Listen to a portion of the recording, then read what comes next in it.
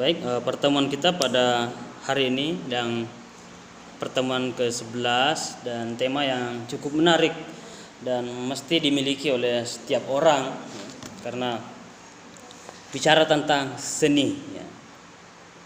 Seni berbicara, baik itu sebagai orang yang berpidato maupun memberi ceramah atau berkhutbah ya. Semua harus memiliki jiwa seni dalam berbicara.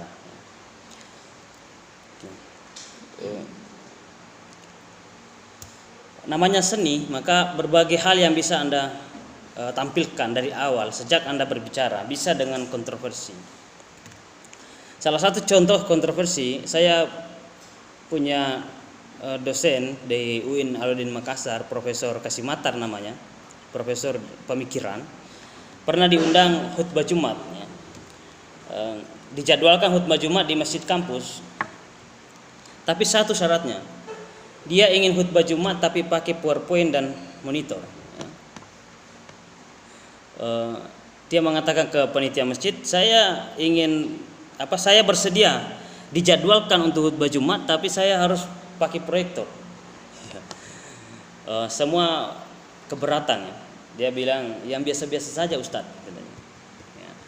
Dia mengatakan kalau tidak mau mengikuti perkembangan masa kini ya, meskipun itu dalam konteks khutbah, maka saya tidak mau. Artinya dia sudah tua, dia sudah hampir seumuran Yusuf Kalla ya, dia senior junior sekitar 74 tahun gitu. Tapi masih kuat cara berpikirnya dan selalu kontroversi. Oke. Nah, ini salah satu teknik dalam berbicara ya, menyampaikan satu kisah atau menyampaikan peristiwa yang nyata gitu ya. Dia menginginkan dalam Islam pun ada perubahan dan mengikuti perkembangan ilmu pengetahuan. Laptop maupun LCD misalnya itu salah satu media dalam menyampaikan informasi, bukan sekedar lisan saja begitu. Jadi dia ingin menerapkan itu apa yang dipelajari di dunia kampus sebagai suatu konsep media dalam penyampai dakwah, dalam penyampai ceramah atau penyampai pidato, itu diterapkan juga dalam konteks keislaman atau konteks keagamaan. Gitu. Jadi bayangkan ketika dia berdiri misalnya berkhutbah, kemudian selalu pindah-pindahkan itu. Jadi saya yakin tidak ngantuk untuk pesertanya. Dia bilang gitu ya. Yang tadi kan pematerinya mengatakan ada yang bagaimana ketika ada yang mengantuk misalnya, ada yang jangan mengantuk, ada yang tertidur, bahkan ada yang ngorok gitu. Kenapa ngorok? Karena cara menyampaikannya itu terusnya, polanya begitu terus. Kenapa tidak dirubah gitu? Jadi saya pernah punya dosen di Pascasarjana Universitas Islam Indonesia Yogyakarta, itu alumni S2-nya di Inggris, S3-nya di Jerman. Diundang bawa hikmah maulid di desa. Bayangkan itu, alumni Inggris, alumni Jerman, tapi diundang di desa untuk ceramah hikmah maulid. Dia bawa laptop ya, proyektor untuk nonton bareng tentang perjalanan sejarah Nabi. Itu suatu hal yang baru.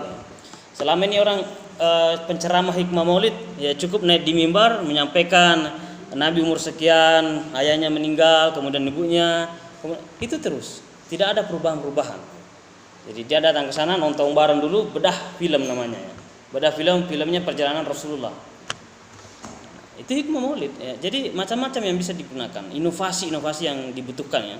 Ya, dibutuhkan satu inovasi-inovasi. Di situ dituntut kemampuan untuk kreatif dan keberanian untuk kontroversi. Baiklah saudara, kita coba masuk ke pidato ya. Ada yang tadi bertanya siapakah yang kira-kira pantas ya atau berpidato, atau siapakah yang kira-kira yang layak untuk berpidato atau menyampaikan khutbah dan sebagainya. Tentu semua orang bisa. Nanti macam-macam, ada pidato secara kekeluargaan, minimal menyambut tamu, itu juga bagian daripada percakapan pidato. Nah, nanti kita akan bahas sedikit tentang pidato kekeluargaan atau rapat RT di rumah Anda yang kena giliran ya. Kemudian Anda menyambut tamu kan begitu, tetap ada pesan-pesannya sedikit. Nah, itu itu juga pidato. Jadi semua orang bisa dan harus menguasai tekniknya dan seninya.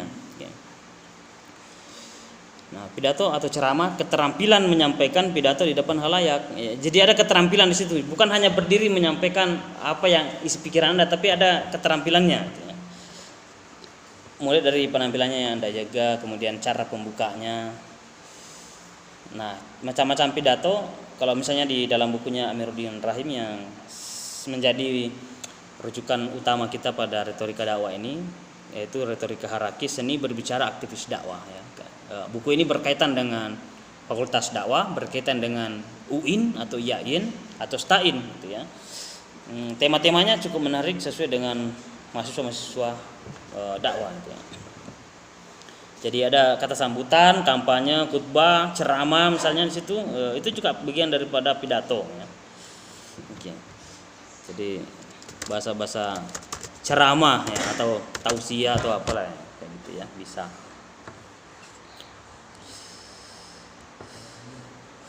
Nah, tadi yang disampaikan temannya ya, ada pidato argumentatif. Nah, jadi salah satu teknik pidato mengemukakan dalilnya atau alasan atau fakta-fakta yang mendukung pembicaraan Anda. Jadi yang Anda bicarakan itu tidak hanya sekedar konsep, tidak hanya sekedar cerita-cerita klasik, tetapi mungkin dengan ditampilkan dengan hal-hal yang saat ini ya. Atau bahkan mungkin dari pakarnya atau ahlinya, ada bukti-bukti yang bisa Anda tampilkan untuk mendukung apa yang Anda sampaikan. Contoh misalnya, di dalam buku konspirasi dikatakan bahwa tsunami yang terjadi di Aceh yang sempat menghebohkan Indonesia dan negara-negara lain, itu banyak dipercayai merupakan suatu bencana dari Allah Subhanahu wa taala. Sehingga para penceramah tampil untuk menyampaikan innallaha ma'as sabirin. Siapa yang bersabar maka dia disayang Tuhan atau disayang Allah. Tapi ternyata saudara,